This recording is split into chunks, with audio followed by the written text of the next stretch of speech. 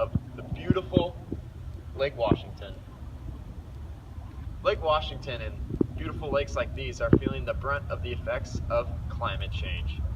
If everyone on Earth lived the way we here in the United States do, there would need to be 5 Earths to support our world's population. I mean, I would love 5 beautiful Lake Washingtons, but that just simply isn't an option. Quick fact for you. The U.S. makes up just 4.4% of the Earth's population, but is the second leading contributor to CO2 in the atmosphere. That just doesn't add up.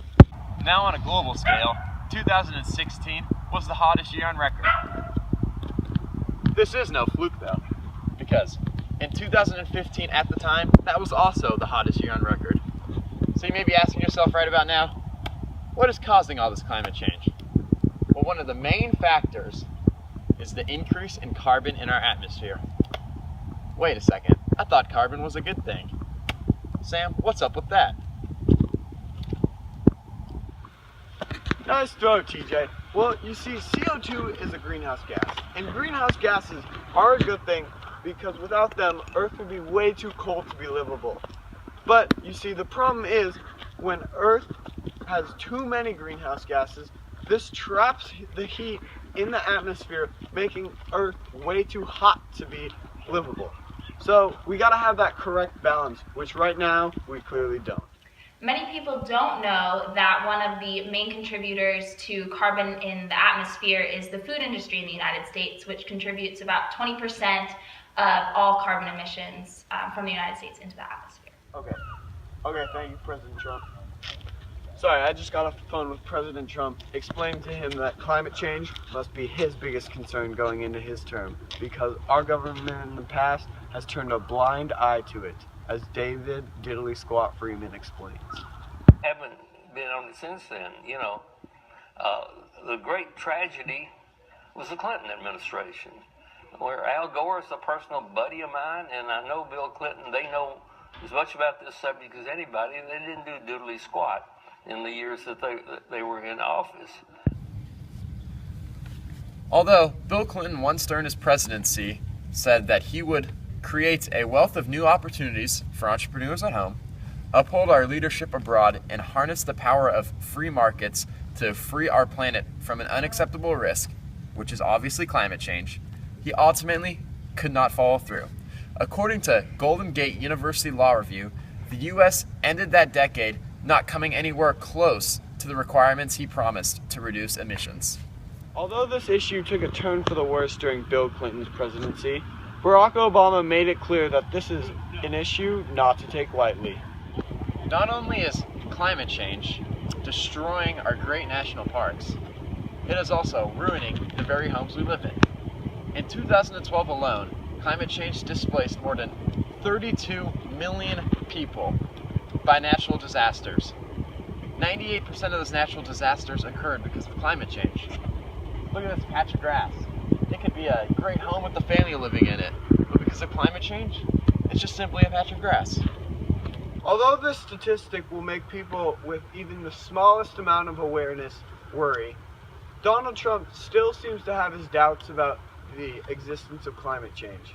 During his campaign, he was quoted saying, "Nobody really knows if climate change is real." Luckily for us, there are people in Washington, D.C. determined to help out the cause of climate change. Change is among the most significant public health, economic, and security challenges that we have ever faced as a nation or as a world. The scientific community has been extremely clear, no debate. Climate change is real, climate change is man-made, and climate change is already causing severe damage in terms of drought, floods, forest fires, rising sea levels, and extreme weather disturbances. The fact of the matter is, the U.S. government must find alternate forms of energy such as solar and wind.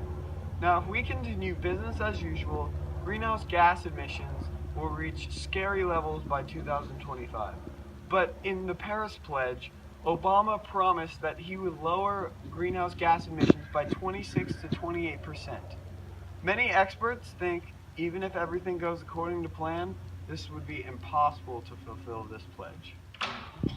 But it is imperative that Donald Trump lives up to President Obama's pledge, because the United States is the second largest greenhouse gas emitter in the world. These are what the two main parties believe in.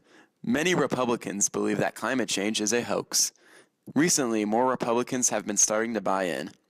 The Republicans believe it is definitely not the biggest issue facing America, and it is not urgent. And almost all Democrats believe that climate change is real, and one of the biggest issues that we need to address as a country. The average person can do more than you think. Like me. I ride my bike to school every day. Miss Les puts it into perspective perfectly. Spread the word. It really has to do with awareness and accepting the mounting scientific evidence, and then just telling everybody you know. A compilation of a lot of little actions makes a big difference. So.